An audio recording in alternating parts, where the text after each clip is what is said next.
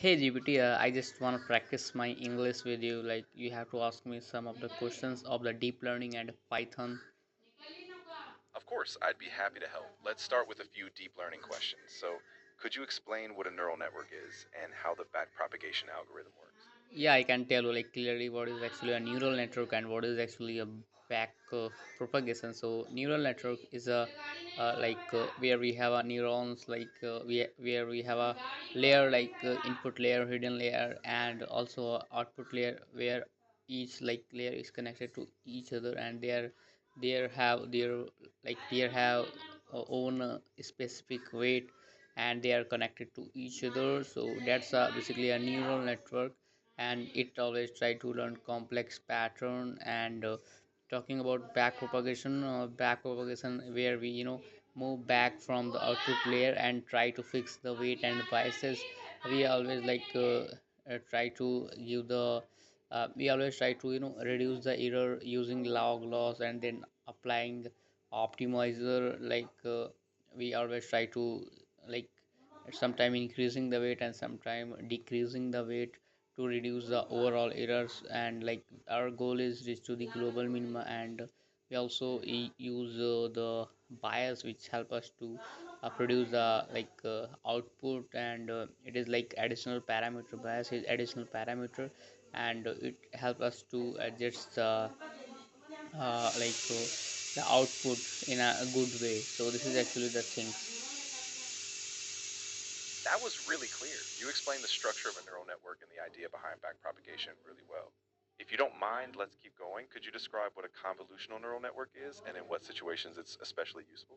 Yeah, I can tell you what is the convolutional neural network. So it's a deep learning model, we can say, that is used for images. And it basically have filters which moves over the image to extract the edges, like edge of the nose, edge of the ear, edge of the eyebrows, edge of the hair, edge of the hand, edge of the body. So it is basically used for extracting the features from the images. And it has a filters, as I told you. Like, it uses a lots of filter, like 64 filters, 32 filters you have to apply. Every filter is doing their own work. Every filter is extracting some information from the images. So yeah, this is a convolutional neural network, and it is used for images.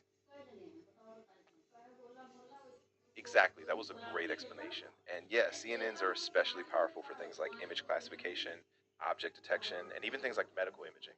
Now, one more, can you explain what overfitting is in a neural network and how we can prevent it? Yeah, I can tell you what is overfitting in deep learning. So overfitting is like when our model is performing on the training set, but it is failing to perform better on the new on scene data. So that's overfitting. So for that we have a dropout that we have to always use in our neural network, and where some of the neurons we turn off. Sometime we turn off some of the neurons randomly, where maybe you are turning off the 30% neurons of your neural network to see the data how actually this is forming. So we basically turn off some of the neurons, so every neuron will see the data in a different aspect. So that's why we sometimes switch off the neurons. Yeah, that was spot on. And just to add to that, we can also use techniques like early stopping, or we can reduce the model's complexity, or even apply regularization like L1 or L2 so that the model can doesn't memorize the training data but generalizes better. Nicely done. Now we can move to the next questions of the Python or deep learning. You can ask me. Absolutely. So let's switch gears to Python. Can you explain what a decorator is in Python and give an example of how you might use Yeah, one? decorator is a kind of a special function which adds some behavior to the original function without changing it. Maybe you are doing some work before the main function and after the main function without changing its behavior. So you basically add some extra activity to the main function, where you are like creating a decorator function, and inside decorator function you are creating your func function, which basically denotes the that here it is working as a variable, and it is holding the, and it is pointing to the main function. And then we make a like a wrapper function where we wrap the original function, and then we are doing something extra work like print before, and then we are calling our main function, and after that we are doing some work where we are writing print after, then we are returning our wrapper. So this is how actually things works in the decorators. Yeah, that was a perfect summary. You really captured how decorators wrap around a function and let you add extra behavior like logging, timing, or access control before or after the function runs. Nice job. If you're ready, I can ask another Python question. Just let me know. Yeah, you can ask me another question. Great. So, can you explain the difference between a list and a tuple in Python and when you might choose one over the other?